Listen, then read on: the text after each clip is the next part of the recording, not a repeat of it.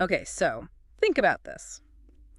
Have you ever, maybe, chased that big promotion, knowing it would just devour all your free time? Or, signed some agreement, maybe didn't quite read all the fine print. Uh-huh. That feeling. Yeah, or achieve something you really wanted only to feel, I don't know, empty afterwards. If any of that sounds familiar, you've definitely brushed up against what we call a Faustian bargain. Absolutely. And that central tension, you know, getting something amazing now versus the, let's say, long-term cost, that's precisely why the story of Faust is still so potent after, what, 5 centuries? Right, it's become this ultimate shorthand, this metaphor for ambition and its consequences. We see it everywhere. We really do. From, like, towering works of German literature all the way to Hollywood movies.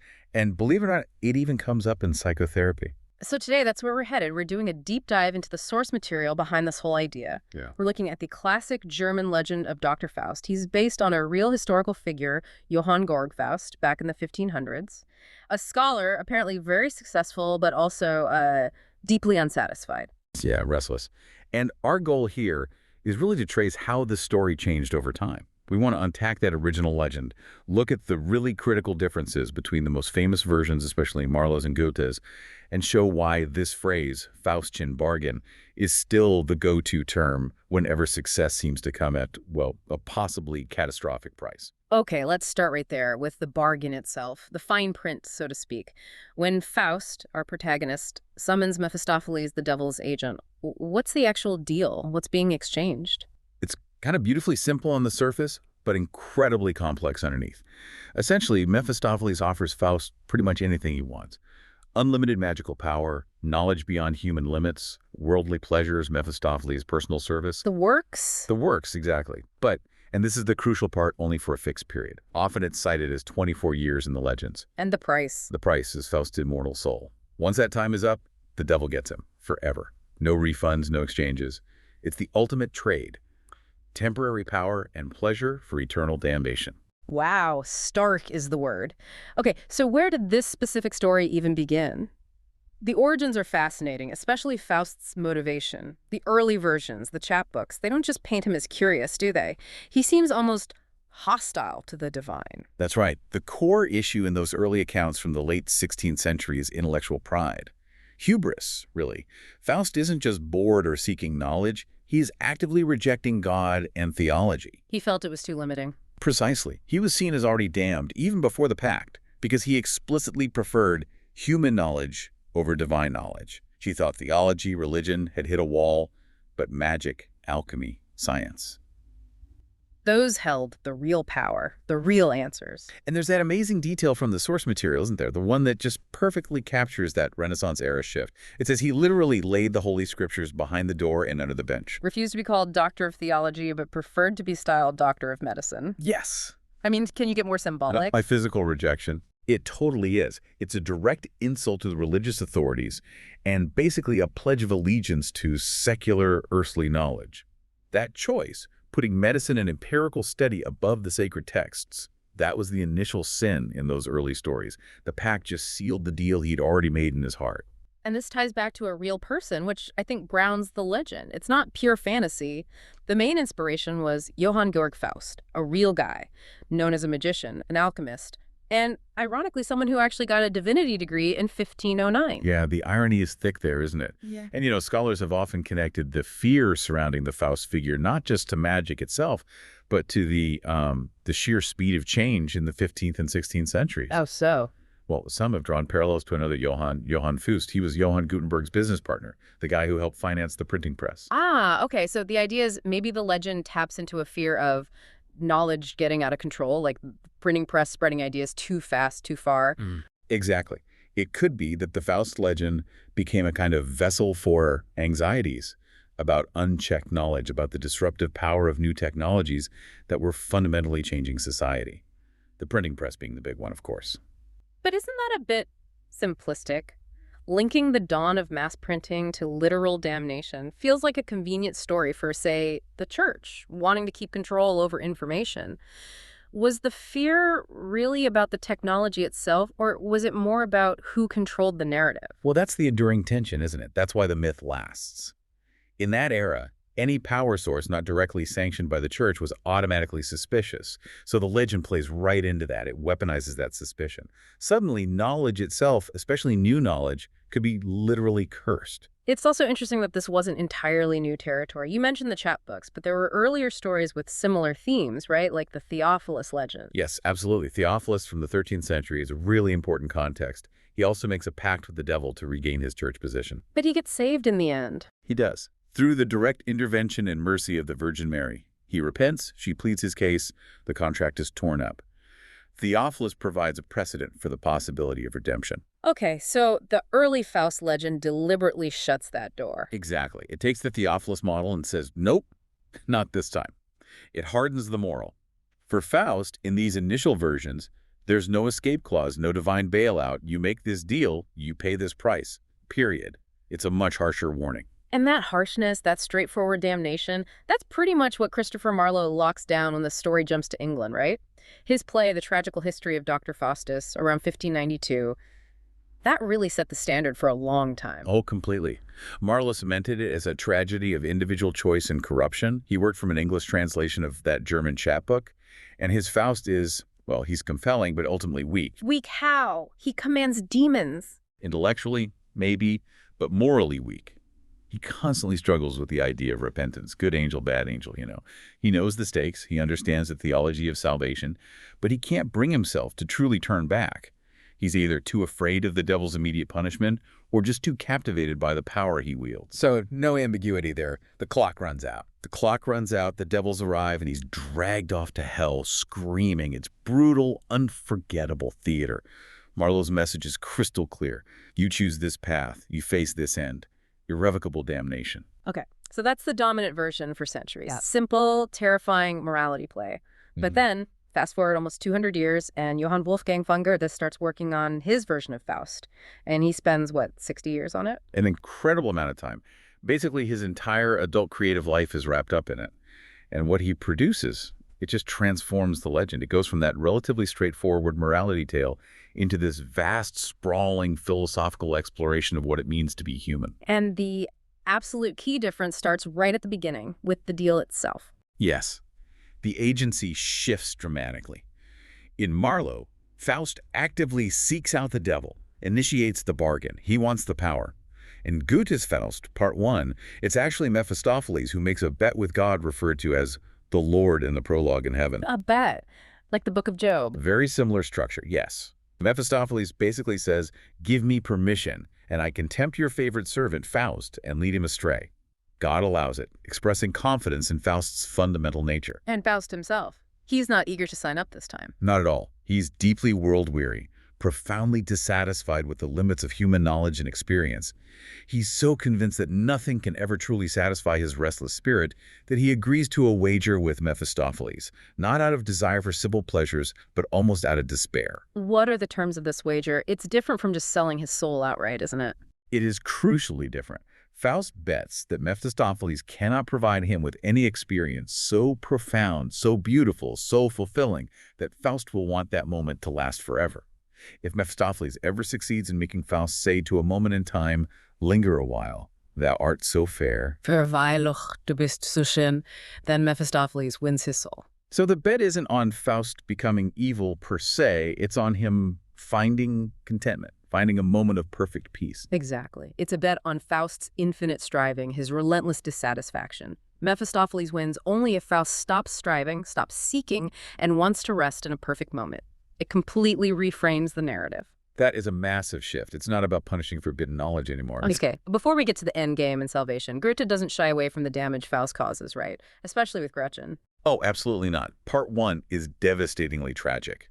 Faust, empowered by Mephistopheles, pursues the innocent Margaret, known as Gretchen. His actions, fueled by lust and aided by magic, lead directly to her complete ruin. Her brother is killed, Her mother dies from a sleeping potion Faust provided. Gretchen drowns their illegitimate child in despair. It's just awful. She ends up condemned to death, driven mad by grief and guilt. It's incredibly dark. It shows the terrible human cost of Faust's selfish pursuits, even if his ultimate drive is something grander.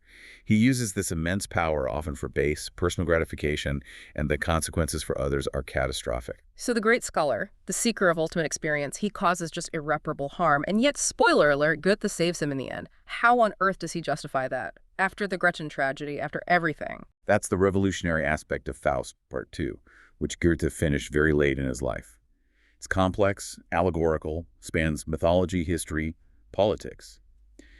But the ending is the critical part. When Faust finally dies, old, blind, but envisioning a future moment of collective happiness from a project reclaiming land from the sea, he hasn't quite said the magic words to the present moment, but he anticipates saying them to that future. Close enough for Mephistopheles, though. Mephistopheles certainly thinks so. He's ready to snatch the soul, he's got his demons lined up. But then angels descend, scattering the demons with roses of all things, and they carry Faust's immortal essence upwards. Mephistopheles is cheated and raged. And the justification. Why do the angels intervene? It comes down to that phrase, unending striving, immer streben sich bemüht. The angels declare that he who strives on and lives in error, him we can redeem. God's grace saves Faust because he never gave up the struggle, the quest, the effort to achieve and understand more, even though he made terrible mistakes and caused immense suffering. Plus, Gretchen's forgiveness plays a part. A huge part. Gretchen, already in heaven, pleads for him. She represents the eternal womanhood, das ewig weiblich, a force of pure love and forgiveness that draws Faust upward. Her intercession is vital. Okay, but wait. If God saves him, basically, for trying hard, even with all the collateral damage, doesn't that kind of undercut the whole idea of sin and consequence? Does it cheapen grace? It absolutely complicates traditional Christian morality. That's why Goethe's Faust is so groundbreaking. It suggests a different path to salvation. It's not about being sinless. It's about the direction of your soul's energy. Are you constantly pushing forward, seeking, learning, creating, even if you fall flat on your face or hurt others?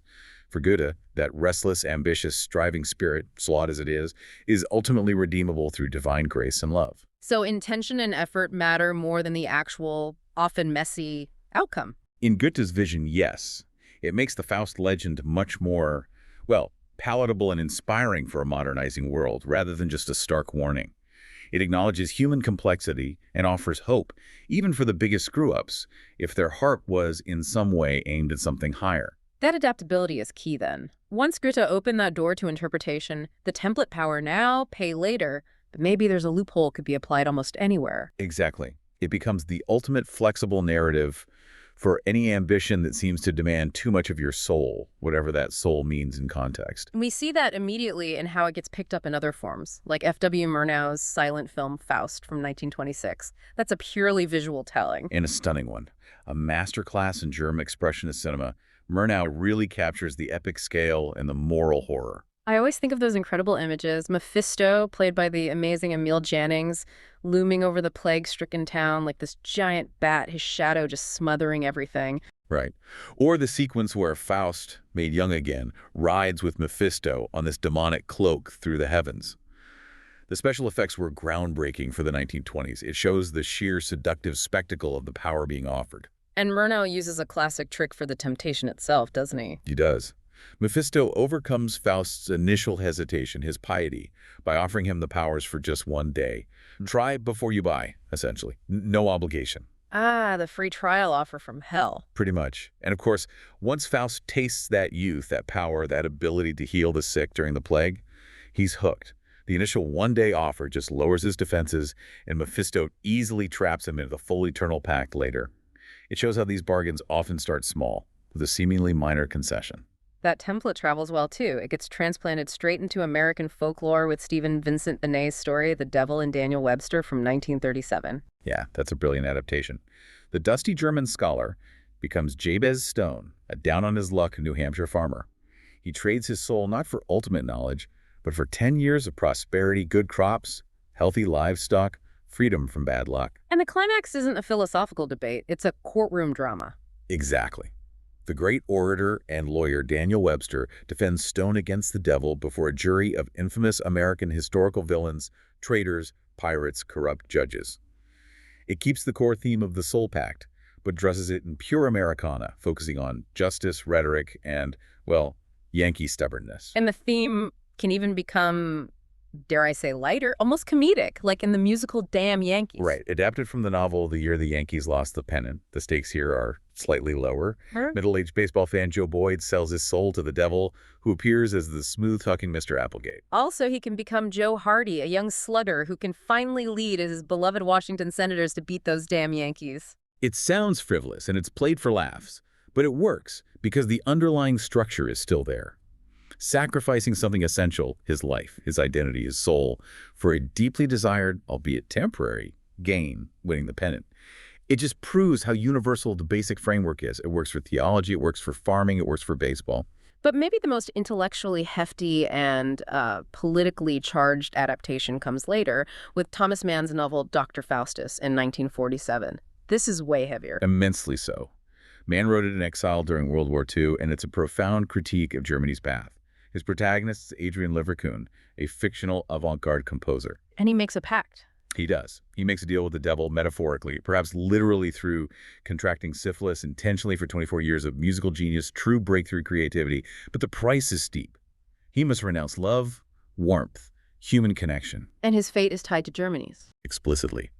Mann maps Leverkuhn's descent into creative brilliance, fueled by illness and isolation, followed by eventual madness and collapse, directly onto the trajectory of Nazi Germany. The composer's poisoned genius, his pursuit of radical innovation at the cost of humanity, becomes an allegory for Germany selling its cultural and moral soul for political power and a twisted ideology. So the Faustian bargain here isn't just personal damnation, it's national damnation. Leverkuhn's fate is the fate of the soul of Germany. That's precisely Mann's point. He uses the Faust myth to diagnose how a nation, a culture, could trade its deepest values for a seductive, destructive form of power and brilliance, leading inevitably to catastrophe. It's a harrowing use of the legend as political and cultural commentary. Wow. Okay, that's a huge scale. Let's shift now to something much more internal, something that might resonate with almost anyone listening. How does this idea of the Faustian bargain show up in, say, psychotherapy? This is where it gets really personal and, I think, incredibly relevant for understanding ourselves. In psychodynamic therapy, the concept isn't about a literal devil, of course. It's used to describe certain kinds of psychological defense mechanisms, often rooted in very early childhood experiences. Defenses built for survival, essentially. Exactly. The idea is that to cope with difficult or non-responsive environments, particularly with primary caretakers, a child might unconsciously make a kind of internal bargain. What gets traded? They sacrifice parts of their genuine feeling self, their authentic emotions, needs, vulnerabilities, maybe even their creativity or spontaneity. They trade that authenticity away. In exchange for what? What's the game in this internal bargain? The gain is perceived safety, predictability, or attachment. They construct a false self, a persona designed to please, appease, achieve, or simply survive the emotional demands of their environment without causing conflict or abandonment. Can you give us an example of how that might look in an adult's life? Sure. Think of someone who's incredibly successful professionally, a real high achiever, but feels chronically empty, anxious, or disconnected from their own feelings and relationships. Okay. Therapy might uncover that. As a child, they learned their genuine expressions of sadness, anger, or neediness were met with parental withdrawal, criticism, or hostility. So the unconscious bargain was struck. I will suppress those unacceptable parts of myself. I will become the perfect, compliant, high-achieving child to guarantee approval, or at least avoid rejection. So they get the external validation, the success. Right, the false self achieves worldly success, maybe even admiration. But the cost is profound alienation from their own core being. The self that won the prize isn't actually them. They traded away their authentic inner life for psychological survival years ago, and they're still paying the price in feelings of hollowness or quiet desperation. That's incredibly poignant. Sacrificing your own reality for a feeling of safety. It really hammers home that whether the devil is offering magic powers or political dominance or just a moment's peace from a difficult parent, the fundamental cost is always about losing some vital part of yourself, some kind of integrity. Precisely. And bringing it into the psychological realm shows why the Faust legend isn't just a historical curiosity. Yeah. The battlefield just shifts from, a crossroads in a German forest to the internal landscape of the human psyche. The bargain remains just as relevant. So pulling all these threads together, It seems the Faust legend sticks around, not because we're all secretly worried about literal demons anymore, maybe, but because it gives us such a powerful vocabulary for talking about the difficult trade-offs inherent in ambition. Yeah, it perfectly frames any pursuit, knowledge, power, success, even just feeling okay that seems to demand too high a price in return, whether that price is the eternal damnation, national ruin, or your own psychological wholeness. And the story itself evolved. From Marlowe's stark warning about hubris and inevitable hellfire, To Goethe's much more complex, nuanced vision where redemption is possible, not through purity, but through relentless striving, through effort, and ultimately, through grace and forgiveness. That shift tells us a lot about how Western culture's views on sin, potential, and redemption have changed. it really does. There's that quote from the philosopher Søren Kierkegaard who said something like, "Every notable historical era will have its own Faust." That feels spot on, doesn't it? And it makes you think, given where we are today, with the incredible pace of technology, the pressures for constant growth and professional achievement, the sheer amount of information, what is the modern knowledge or power that represents the most tempting, maybe the most dangerous Faustian bargain right now? That's the question, isn't it? For you listening, what's on offer today? Is it trading away your privacy for digital convenience, maybe compromising ethical lines for faster results at work? Or is it closer to that psychological bargain, trading your authentic self for likes, for followers, for professional validation? What glittering temporary gain might tempt you to sacrifice something more lasting, more essential? That's the enduring power of the Faust story. It keeps pushing us to ask that question. Something to think about. Definitely something to ponder until our next deep dive. We'll see you then.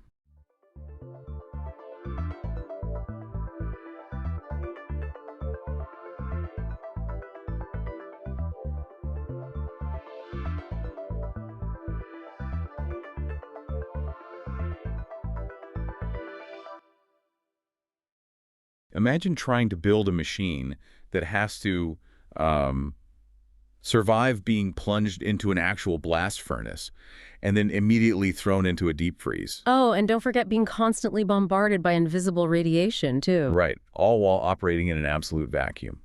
You know, when you think about just the sheer hostility of outer space, it's honestly a miracle that human beings have managed to put anything up there at all. Let alone highly sensitive equipment that, actually functions. I mean, it really is the ultimate engineering crucible. Yeah, there's no roadside assistance in space. Exactly. The margin for error is effectively zero. You can't just pull over to the side of the road and pop the hood if a valve sticks or if a computer glitches in the middle of a vacuum. And that is exactly why we are doing a deep dive into this today. We're looking at a massive, comprehensive Wikipedia breakdown of the history, the classifications, and just mechanics of spacecraft. A lot of material to cover. It is, yeah.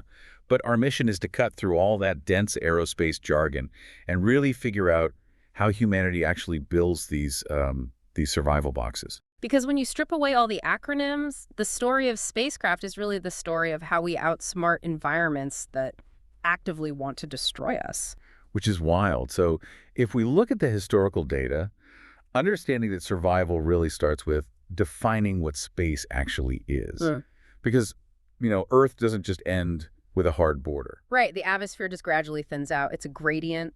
So the aerospace community basically had to draw a line in the sand, or, well, a line in the sky, I guess. Okay, let's unpack this. Yeah. Where is the official starting line for spacecraft? So the internationally recognized boundary is called the Kármán line. The Kármán line, okay. Yeah, and it sits at an altitude of 100 kilometers, which is about 62 miles above sea level. So why 100 kilometers? Is that just a nice round number they picked? It's actually not arbitrary at all. At 100 kilometers, the atmosphere becomes so incredibly thin that if an airplane, wanted to generate enough aerodynamic lift to stay aloft, it would have to fly at orbital velocity anyway. Oh, wow.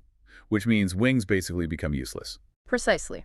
Wings do nothing up there.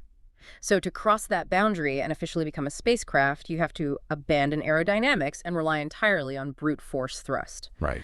And unless you're dealing with a theoretical single-stage-to-orbit vehicle, you need a massive launch vehicle to get there. Wait, single stage to orbit? I feel like I see that term thrown around in sci-fi movies all the time. But what does it actually mean in practice? Well, it's kind of the holy grail of aerospace engineering. It means a ship that can just take off from a runway or a pad, fly all the way to orbit, and return without shedding any fuel tanks or booster rockets along the way. Just one solid ship the whole time. Exactly. But the reason it's largely theoretical comes down to the rocket equation. The math ruins it. Always does. Yeah. To go fast enough to reach orbit, you need a tremendous amount of fuel.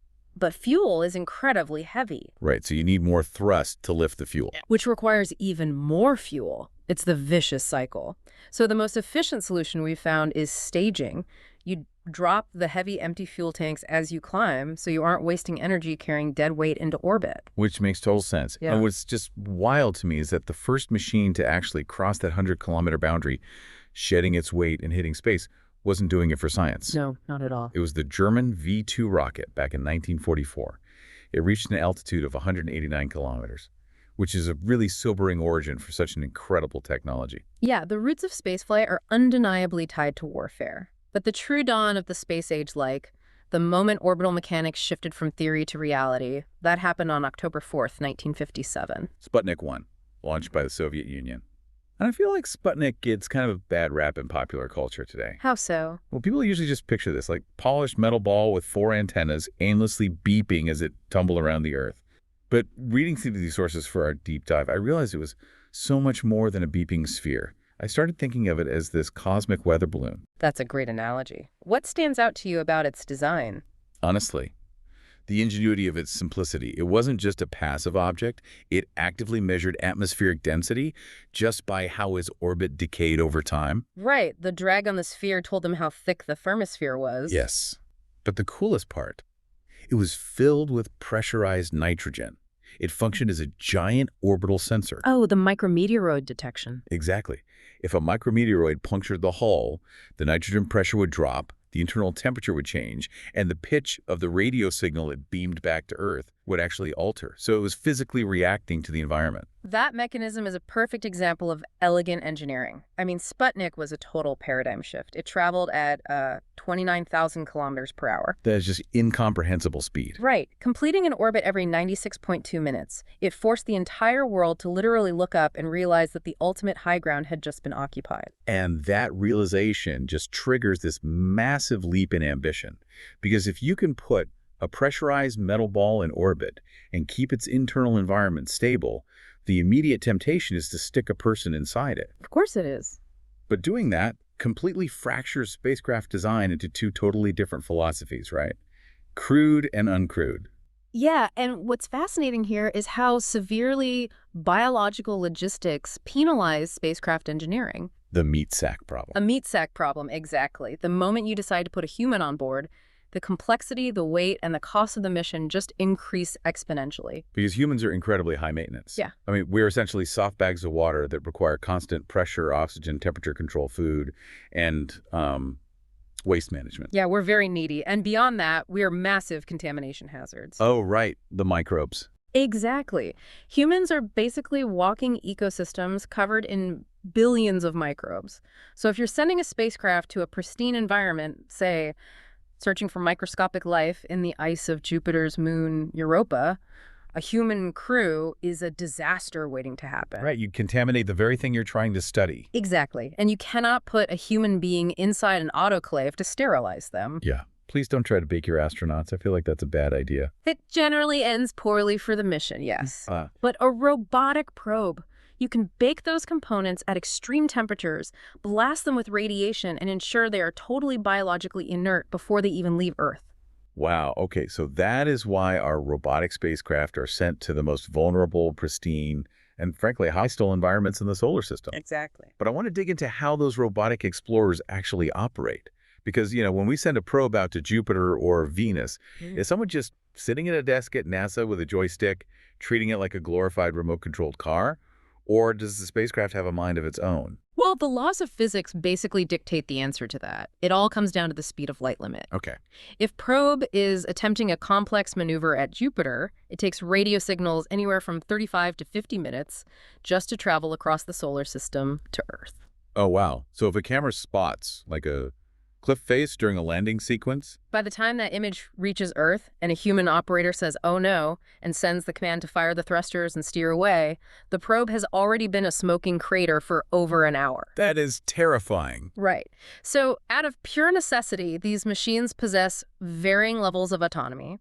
They execute incredibly complex pre-programmed algorithms. They have to read their sensors, process the data, and make life or death mission decisions completely without us holding their hands. Here's where it gets really interesting, though, because that requirement for absolute autonomy is pushed to its absolute limit when you look at the spacecraft that have essentially cheated the physical boundaries of our solar system. You're talking about the Voyager probes. Yes, launched way back in 1977.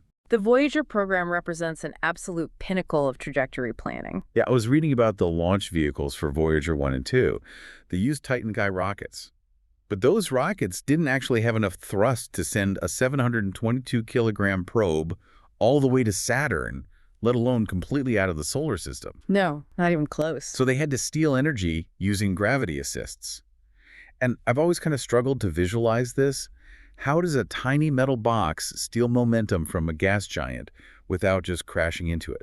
Think of it like a ping pong ball bouncing off the front of a speeding freight train. Okay, I'm picturing it. The train is moving toward you at high speed. When you throw the ping pong ball at the train, the ball bounces back much, much faster than you threw it. The ball essentially steals a minuscule fraction of the train's forward momentum. Oh, I see. So in space, the planet is the freight train, and its massive gravity well is the bumper. The probe falls into the gravity well, swings around the planet, and uses the planet's orbital momentum around the sun to fling itself outward at a substantially higher speed. So wait, the planet actually slows down. Technically, yes. Jupiter loses an infinitesimally small amount of its orbital energy to speed up the Voyager probe. That is incredible. It is a brilliant theft of physics. But to pull it off, NASA had to take advantage of a planetary alignment of Jupiter, Saturn, Uranus, and Neptune that literally only occurs once every 175 years. The logistics of coordinating that just completely blow my mind, especially the launch timing. Because I noticed Voyager 1 actually launched 16 days after Voyager 2. I had to read that twice to make sure it wasn't a typo. Yeah, it wasn't a typo. Voyager 1 was placed on a faster, much more direct trajectory to Jupiter, whereas Voyager 2 took a longer, more winding route, specifically so it could catch the necessary alignments to visit Uranus and Neptune after Saturn. That's just wild. And today, Voyager 1 is the farthest human-made object in existence. It's over 160 astronomical units away from the sun. Well, it's a staggering distance. Right, and for context for you listening, 1 AU is the distance from the Earth to the sun. So Voyager 1 is 160 times farther away from the sun than you are right now. It really is hard to wrap your head around. But these deep space probes face a pretty grim reality regarding power. Because they're so far from the sun. Exactly. They cannot use solar panels because the sunlight out there is incredibly weak. Instead, they rely on RTGS radioisotope thermoelectric generators. Which are basically nuclear batteries, right? Essentially, yes. They harness the heat generated by the natural decay of a radioactive isotope, which is usually plutonium-238. Then they use thermocouples to convert that heat directly into electricity. Okay, but as the plutonium decays over decades... The heat output drops. Good. Exactly. NASA is constantly playing a game of triage right now, shutting down scientific instruments one by one just to keep the transmitters warm. That's so sad. Sometime after 2036, the RTGs will no longer generate enough power to run the communications suite. The probes will just drop out of range of the Deep Space Network and go completely silent. Just a one-way trip into the dark. It is deeply poetic. But, you know, that expendable one-way philosophy only really works for deep space. Closer to home, in low Earth orbit, throwing away millions of dollars of hardware after one use is a massive problem. It's completely unsustainable. Right. If you want to put humans into orbit regularly, you have to bring the ships back. And falling from orbit isn't like flying a plane down. It's literally like dropping into a blast furnace. Because the atmosphere creates immense friction and compression heating when a vehicle re-enters at those orbital velocities. And for decades, the standard answer to that heat was the capsule. You know, vehicles like Vostok, Soyuz, or the Apollo command modules, they're these blunt, simple shapes. They fall through the atmosphere and they survive using an ablative heat shield. Yes, the ablative shielding. I've heard the term ablation before, but what is physically happening to the bottom of that spacecraft during re-entry? So ablation is basically a process of intentional, controlled destruction. Yeah. The heat shield is made of specialized materials, often carbon composites or resins, that are designed to absorb immense amounts of thermal energy. And as they heat up, the material literally vaporizes. It just boils off. Exactly. It changes state from a solid directly into a gas. This phase change absorbs heat, and as the gas expands and blows away from the spacecraft, it carries all that blistering heat away with it, which prevents it from melting the crew cabin. So the ship survives by literally burning away its own armor. That's one way to put it, yeah. But because those capsules often land in the ocean or take a heavy beating on the ground, they are incredibly hard to reuse. Which brings us to the great pivot in the 1980s, spaceplanes. Specifically, the Space Shuttle. Ah, the Space Shuttle. It was pitched as this reusable space truck that would fly like a commercial airliner. But looking at the sources, it really didn't, did it? No, it didn't. Yeah. If we connect this to the bigger picture of aerospace economics, the Space Shuttle highlights the paradox of reusability. Well, it was an undeniable technological marvel. I mean, it flew 135 times. It could lift 29 tons into low Earth orbit. It carried the Canadarm, which practically built the International Space Station, but it completely failed its primary economic mandate. Because it wasn't actually cheap. Yeah. If the entire goal was to make spaceflight cheap and routine through reusability, why did NASA approve a design covered in thousands of fragile, custom-shaped silica tiles?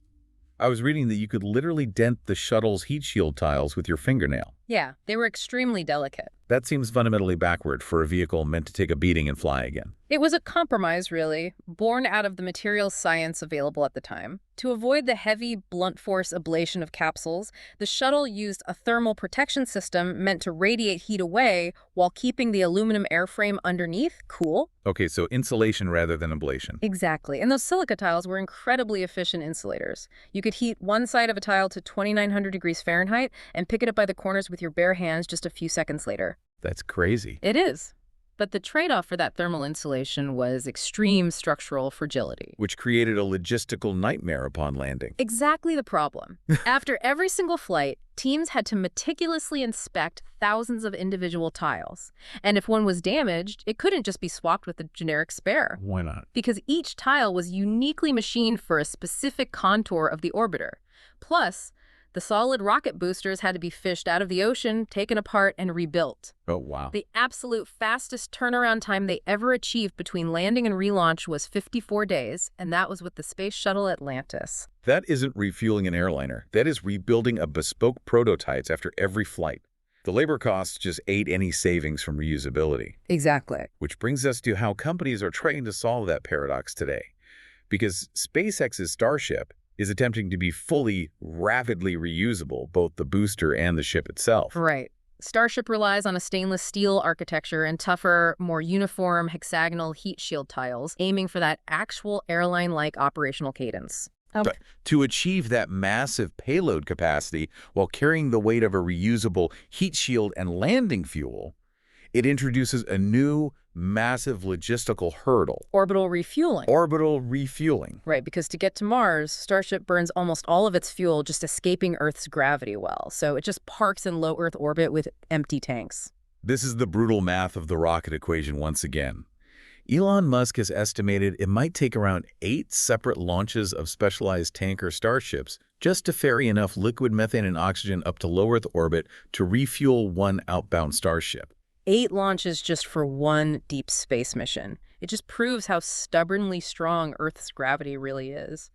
But, you know, whether you're talking about a massive Starship, a fragile space shuttle, or a tiny Voyager probe, every single one of these machines has to survive the exact same environment. That's true. They all rely on the same anatomy of survival under the hood. Yeah. Every spacecraft, regardless of its mission profile, is built around a core set of critical subsystems. Right. Without them, the vehicle is literally just expensive dead weight. I actually found it really helpful to think of these subsystems in biological terms.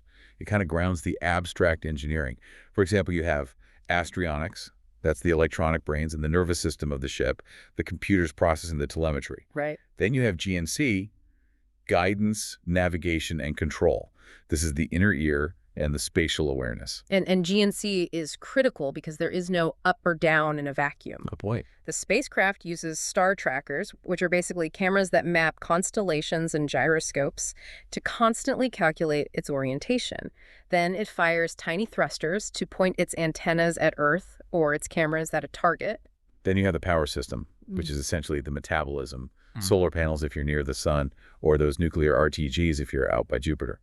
But the subsystem that absolutely blew my mind the most was thermal control. Oh, thermal control is fascinating. Because outer space is notoriously cold, but it's actually an environment of extremes. Yeah, thermal shock is one of the fastest ways to destroy a spacecraft. If a satellite is in direct, unfiltered sunlight, the exposed metal can heat up to hundreds of degrees.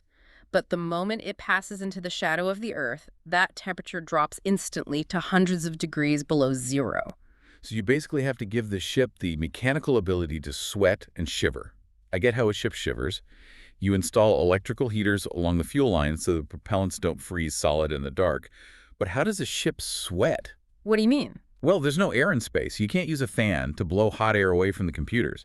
How do you physically cool down in a vacuum? Ah, right. You cannot rely on convection, which requires a fluid like air or water. You have to rely entirely on thermal radiation. Okay, how does that work? Spacecraft use active fluid loops. They often pump ammonia through the hottest parts of the ship, like the avionics bays or the crew cabin. Oh, ammonia. Yeah, the ammonia absorbs the heat and is pumped out to massive radiator panels on the exterior of the ship.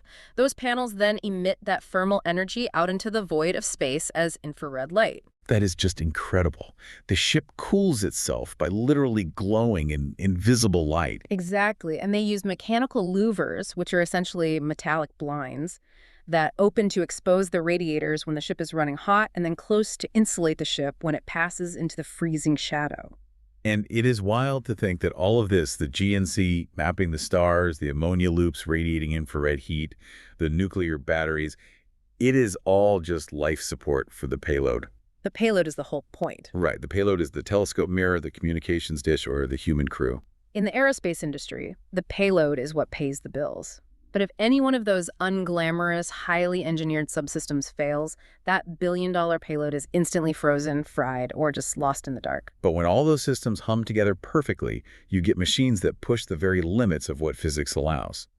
We talked about Voyager 1 being the farthest, but I was looking at the speed records. The Parker Solar Probe is currently the fastest human-made object in history. It is, yeah.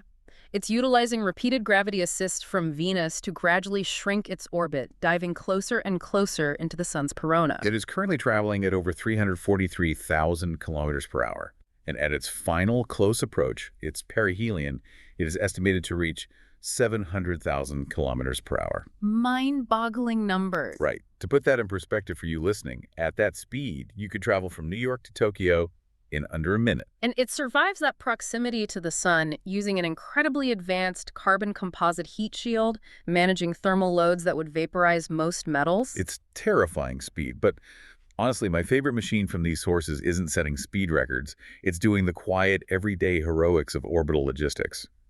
Let's talk about the Mission Extension Vehicle, or MEV, built by Northrop Grumman. This is essentially a robotic tow truck for dead satellites. It is a brilliant application of autonomous GNC technology. Satellites in geostationary orbit, orbiting at the exact speed the Earth turns so they stay parked over one spot, they often outlive their fuel supply.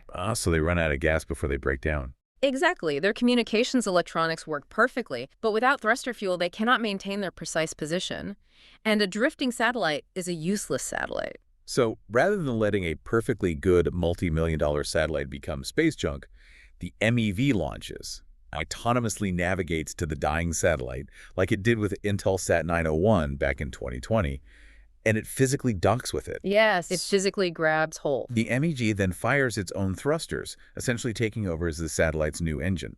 It corrects the orbit, gives the dead satellite another 5 years of life, and when it's done, it just tows it to a safe graveyard orbit out of the way.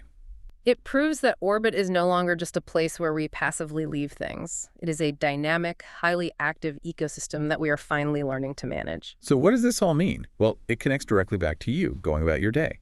The invisible infrastructure of your modern life, the communication satellites routing your internet, bouncing your television signals, synchronizing global financial transactions. That infrastructure isn't just floating passively up there. Not at all. It is actively sweating, shivering, and being rescued in a chaotic environment by robotic tow trucks. The journey from our first attempts to where we are now is just staggering. We started with the V-2 rocket, making a brief, violent 189-kilometer hop into the dark. And from there, we figured out ablation, gravity assists, and ammonia cooling loops. We built pressurized biological habitats. We attempted reusable spaceplanes, engineered autonomous tow trucks, and launched nuclear-powered probes that are currently coasting 160 times farther from the sun than we are right now. It is the ultimate testament to the human drive to extend our reach. But, looking at all this, specifically comparing the mission expansion vehicles fixing old satellites with the inevitable power failure of the Voyager probes, it raises a very interesting question for you to ponder. Oh, where are we going with this? Well, we know Voyager 1 and 2 are drifting, and they will go permanently dark in the next decade or so. But propulsion technology never stops advancing. It inevitably gets faster and more efficient. Okay, yeah. So will a future spacecraft, perhaps hundreds of years from now, launch with an advanced drive, catch up to Voyager 1 in the deep void, and perform a mission extension on it? Oh, wow. Or will we one day retrieve our furthest explorer, not to reactivate it as a scientific probe, but to salvage it, bring it home, and place it in a museum as a silent relic? The ultimate symbol of our very first steps into the dark. Wow. A rescue mission for a 50-year-old battery. Wow! I love that thought experiment. Thank you all for joining us on this deep dive. Keep looking up, keep asking questions, and we'll see you next time.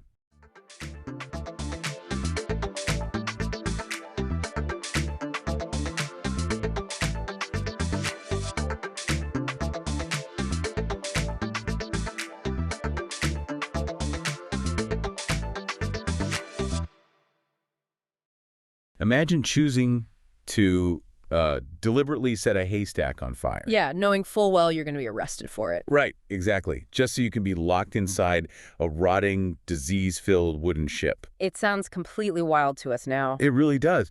But, in 18th and 19th century Britain, that wasn't a sign of madness.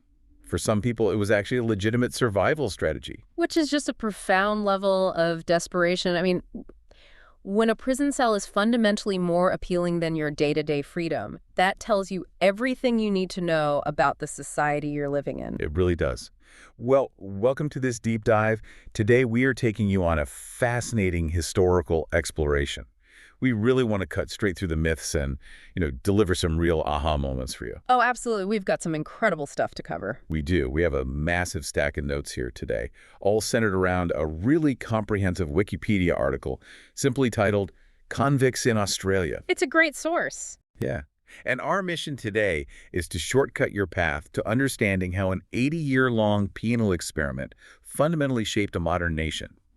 We're going to try to balance the grim realities with these just incredible mechanics of human survival, Yeah, because it's a history that challenges almost every assumption you might have about crime, punishment, and really how a civilization is actually built from the ground up. Okay. We tend to think of national origin stories as these grand philosophical triumphs, right? Well, but this is the absolute inverse of that. Okay, let's unpack this.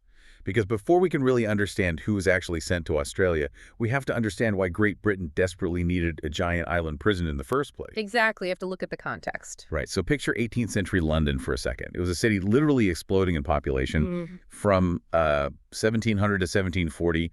The population of England and Wales was pretty steady at about 6 million. Yeah, but then it just shoots up. Right. After 1740, it skyrockets.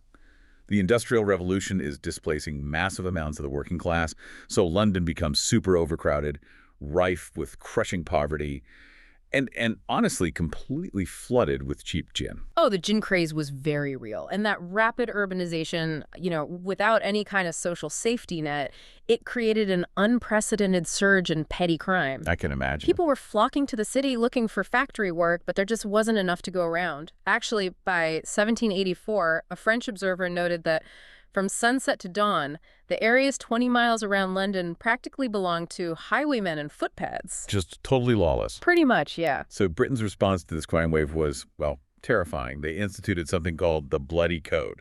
By the 1770s, there were 222 crimes punishable by death. 222. Yeah. And we aren't just talking about murder or treason here. You could literally be executed for cutting down a tree in a nobleman's park or stealing a rabbit from a warren. Which is exactly where the legal system just broke down. Juries simply refused to convict people. Because it was too harsh. Exactly. I mean, a judge or a jury would look at a starving 10-year-old who stole a loaf of bread or a rabbit, and they wouldn't send that child to the gallows. It was too horrific even for them. Right, of course. The wealthy elites, they wanted laws that terrified the poor into obedience to protect their aristocratic property, but they couldn't actually stomach the bloodbath required to enforce those laws. So the government needed a supposedly humane alternative, right? Which became transportation. Yes. At first, they were shipping people across the Atlantic. The sources note they sent anywhere from 50,000 to 120,000 convicts to North America. Mostly to Maryland and Virginia, yeah. Right, to work in the tobacco fields. But then, obviously, the American Revolution happens. America wins its independence, and they essentially tell Britain, yeah, keep your convicts. We don't want them anymore. Exactly. Suddenly, that option is entirely cut off. Which leads to an absolute logistical nightmare on the River Thames. The onshore prisons are already completely full. So, to house the overflow, the British government starts buying up these old, rotting warships left over from the 7 Years' War. Oh, wow. Yeah, they strip their masts, moor them in the river, and use them as makeshift floating prisons, which were known as hulks. The conditions in those hulks were supposedly just unimaginable. Disease, malnutrition, zero sanitation. Horrific. Just horrific. It makes me think of the British penal system at that time, like a clogged plumbing system. You have this massive buildup of societal pressure caused by poverty and the Industrial Revolution. Right, that pressure is just building. Yeah, and for decades, the American pipe acted as the release valve. But when the American Revolution capped that pipe, the pressure just built and built inside those rotting hulks on the Thames. The government urgently needed a massive new release valve. That is a perfect way to look at it. The system was basically about to burst. But what's fascinating here is how the pursuit of this supposedly humane judicial punishment— Transportation instead of execution, right? Exactly. How that inadvertently birthed a massive geopolitical colonial strategy. Because James Cook had mapped the east coast of New Holland back in 1770. By 1786, Britain isn't just looking for a new prison. They're looking at the map. Yeah, they are actively seeking to preempt the French colonial empire from expanding into the Pacific. Dropping a penal colony in Australia solves their domestic prison crisis, empties the hulks, and simultaneously plants a strategic flag against the French. So they turn the valve. In 1787, the first fleet set sail. 11 ships, carrying hundreds of convicts, Marines, and officials, all under the command of Captain Arthur Phillip. And it was quite the voyage. I bet. But opening that release valve wasn't just a simple logistical fix, was it? Yeah. You are dropping thousands of urban dwellers onto a remote continent they know absolutely nothing about. No, it was disaster waiting to happen. Right. They initially arrive at Botany Bay in January 1788, but the environment is entirely unsuitable. The soil's too damp, there's no fresh water, and the harbor is way too shallow to protect the ships. Yeah, they immediately realize they cannot survive there, so they pack up, sail a few leagues north, and find Port Jackson. Captain Phillip famously described it as one of the finest harbors in the world. Wow. Yeah, they anchor in a spot they named Sydney Cove on January 26, 1788, which is the date now marked as Australia Day. But the reality of arrival was still incredibly grim, wasn't it? Yeah. We are talking immediate starvation. Absolute desperation. They only brought enough food to last until they could start farming. But here is the critical flaw in their plan. They didn't bring enough skilled farmers. Right. You have a population of like pickpockets and urban laborers trying to cultivate alien soil with the wrong tools. And it just doesn't work. The second fleet, arriving in 1790, was supposed to bring relief, but it was an absolute disaster. The private contractors running those ships starved the convicts just to save money. That's horrible. So when they arrived, they basically just dumped hundreds of sick and dying people onto the shore. It pushed the fragile colony right to the brink of collapse. And as the decades passed and the system expanded, the sources say it fractured into different colonies with vastly varying degrees of brutality. Like, if you were a repeat offender, you might be sent to Macquarie Harbor on the west coast of Van Diemen's Land, which is now Tasmania. Macquarie Harbor, it was specifically designed to be an inescapable nightmare. Escaping into the Tasmanian wilderness sounds like a terrible idea even today, let alone back then. It was virtually impossible. The convicts there, they logged Huon pine for shipbuilding, standing waist-deep in freezing water for hours at a time. Yeah, miserable. And they were subjected to relentless corporal punishment. The fugitives who tried to run either drowned, starved in the dense bush, or in documented cases like Alexander Pierce, they literally turned to cannibalism to survive the trek. Wait, hold on. I'm struggling with this leap. If the initial goal, as you mentioned earlier, was for lawmakers to provide a humane alternative to the gallows under the Bloody Code, how on earth is sending people to starve in Sydney Cove or driving them to resort to cannibalism in a brutal Tasmanian logging camp actually a step up? That doesn't sound humane at all. It just sounds like a slower, crueler death sentence. You're completely right, and that is the ultimate paradox of the entire endeavor. You have to remember, the brutality wasn't a glitch in the administration. For the officials back in London, it was a necessary feature. Because they wanted it to be scary. Exactly. The entire system relied on the threat of transportation being a terrifying deterrent to the poor back home. But the administration of that deterrence locally in Australia is where the legal mechanics actually get incredibly intricate. I could honestly talk about this all day, but let's look at Governor Richard Bourke in New South Wales in the 1830s. He was the one who tried to rein in the violence, right? He was. He was appalled by the completely unregulated punishments. Because before Bourke, an employer could essentially have a convict flogged half to death just for looking at them the wrong way. There was literally no limit. That's insane. Right. So Bourke passes the Magistrates Act, which legally caps the sentence a magistrate could pass to 50 lashes. I mean, 50 lashes with a cat o' nine tails still sounds like it would take the flesh right off your back. Oh, it absolutely would. It was horrific. But you have to view it in the context of the era. Furious employers actually petitioned the Crown against Bourke. Seriously, over 50 lashes? Yeah. They were terrified that limiting the beatings meant losing their absolute control over their free labor force. But Bourke holds firm. And this ties perfectly into the ticket of leave system, which is honestly a masterclass in bureaucratic behavioral control. How did that work in practice? So it was this highly structured incentive program. If a convict behaved, they weren't just spared the lash, they were granted a ticket of leave. This specific legal document gave them the right to work for their own wages, choose their employer, and even acquire property long before their actual sentence expired. Oh, wow. So they got some freedom back. Exactly. At the end of a 7-year sentence, they received a certificate of freedom. So suddenly, a former pickpocket from the London slums could serve on a jury. They could own a business. They could become landowners. So it was this bizarre, unprecedented mix of horrific physical punishment combined with a genuine, legally binding pathway to social mobility, something that simply did not exist for the working class in Britain. Exactly. And the authorities never stopped experimenting with the mechanics of punishment either. Over in Port Arthur in Tasmania, they eventually replaced the physical brutality of the lash with a model prison system. Okay, what does that mean? They moved away from flogging and adopted solitary confinement as their primary tool. Solitary confinement wasn't just being left alone in a room, though, was it? No, it was absolute engineered sensory deprivation. It was psychological warfare designed to break the convict's mind rather than their body. Complete silence was enforced. Wow. In the chapel, convicts were placed in separate wooden stalls so they could only see the preacher, not each other. That's incredibly isolating. Oh, it gets worse. When they were moved around the prison, they were forced to wear masks with small eye slits so they couldn't even make visual contact with their fellow prisoners. Masks.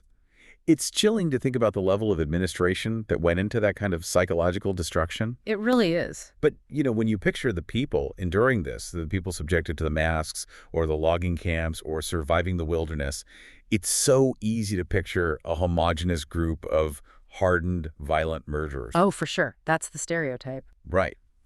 But looking at the actual demographics from our sources completely shatters that stereotype. Completely. Between 1788 and 1868, about 162,000 convicts were transported, and a staggering 80% of them were thieves. Just thieves. Yeah, mostly petty thieves driven by the poverty we discussed earlier.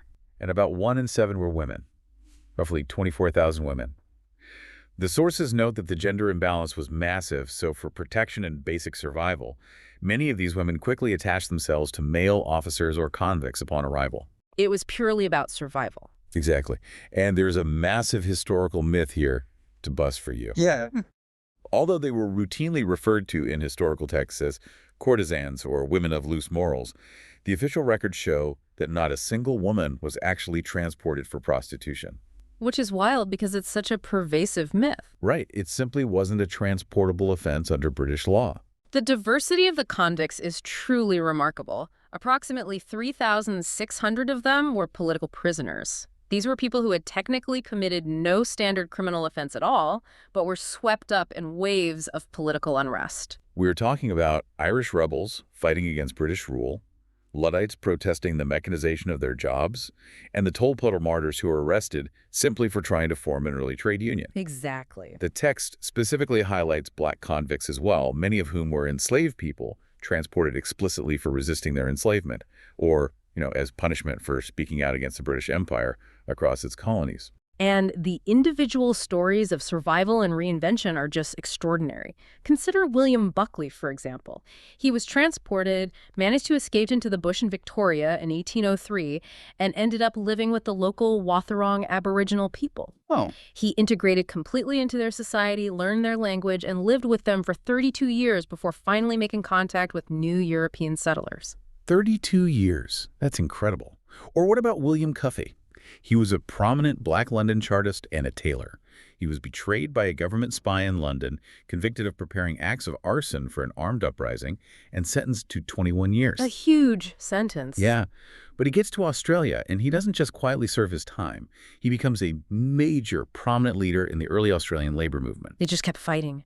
And then there is the incredible case of Samuel Speed, which really brings us back to our opening scenario. He is believed to be the last surviving transported convict. He lived until 1938. Think about the sheer scale of that for a second. 1938. There were airplanes and radios, and this man was a living relic of the transportation era. It's hard to wrap your head around.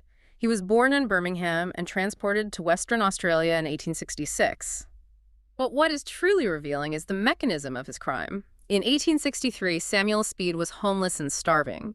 He deliberately set a haystack on fire for the express purpose of getting arrested. Just to get caught. Yes, just so he could obtain shelter and a guaranteed meal in a prison cell. Here's where it gets really interesting. Yeah. If you think about Samuel Speed's choice, it is essentially a tragic historical life hack. That's a good way to put it. Right. Just imagine how exceptionally dire the poverty in Victorian England must have been if the prospect of getting shipped in chains to a penal colony on the other side of the globe was actively viewed as an upgrade. Yeah. He wanted a roof over his head, even if he had to cross an ocean in the hull of a prison ship to get it. This raises an important question for us to consider regarding how societies evolve, because how did these incredibly diverse backgrounds, from desperate people setting haystacks on fire to highly organized political dissidents and early union organizers like Cafe, actually seed the nation that followed? That's a great point. Because they didn't just serve their time and disappear.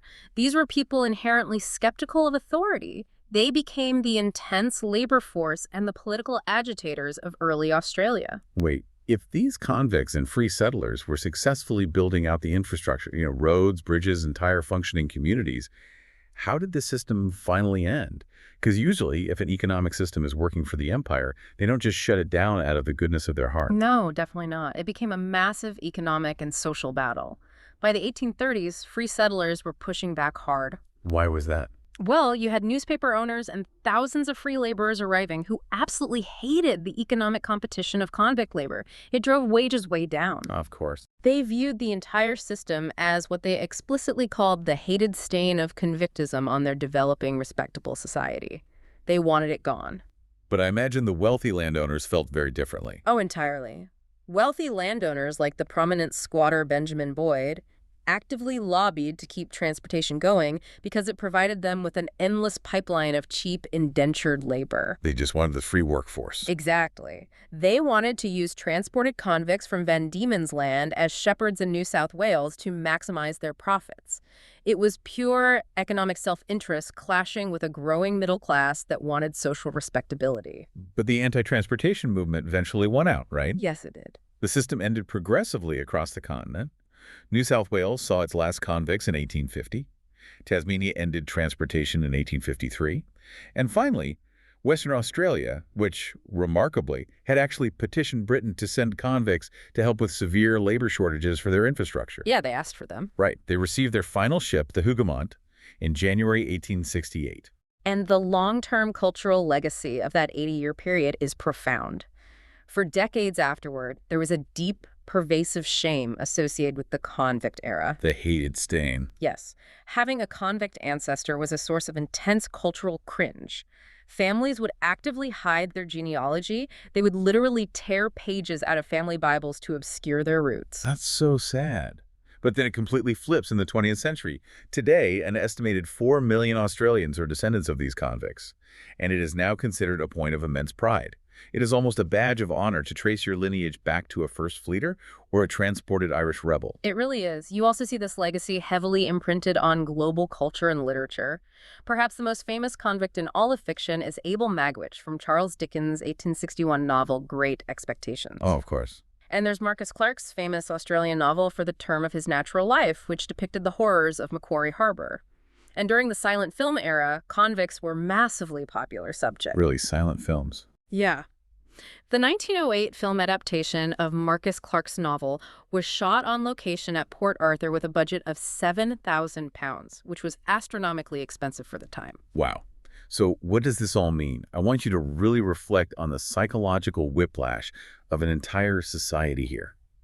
How does a history that was once a source of the deepest national shame, the literal hated stain that people tried to erase from their family trees, transform over a century into a celebrated badge of honor and a core pillar of cultural identity? If we connect this to the bigger picture, it is the ultimate story of unintended consequences and human resilience.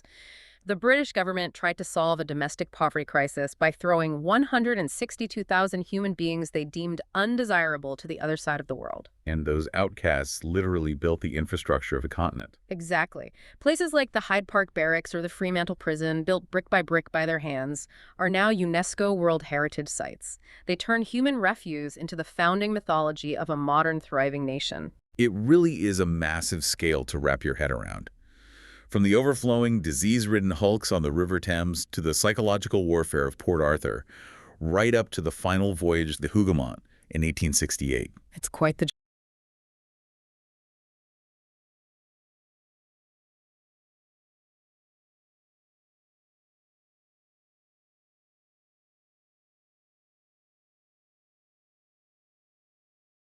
a story that proves conclusively that people are not solely defined by the worst label their society applies to them, or, the worst moment of their lives.